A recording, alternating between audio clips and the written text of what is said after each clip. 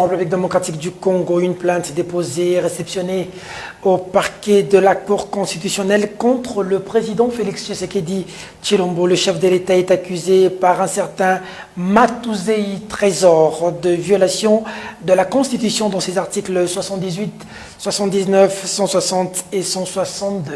Philippe nous fait le point. Depuis l'avènement de l'année 2020, les Congolais assistent à plusieurs feuilletons judiciaires qui se succèdent sur la place publique avec comme caractéristique particulière les hauts dignitaires invités à la barre. Vive l'état des droits, tant rêvé par ces peuples du pays de Lumumba. Après les directeurs des cabinets du chef de l'État Vital Kamerhe, qui est en pleine procédure pénale et dont le jugement tombera bientôt.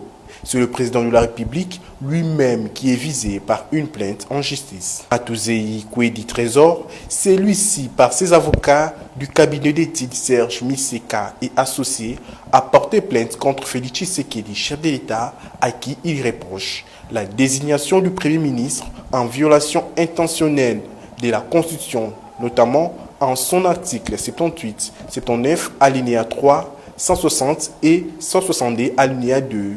La signature présidentielle et autres procédures juridiques malveillantes au bénéfice des personnes condamnées pour viol, vol et faux en écriture. L'inopportunité et l'anarque des programmes des 100 jours en dilapidant intentionnellement le réserve à la trésorerie de l'État, provoquant l'inflation volontaire et préjudice au peuple congolais. Avoir cédé par inaction et abstention de parties du territoire congolais aux forces étrangères rwandaises au Nord Kivu et zambiennes au Tanganyika dans les localités de Muliro.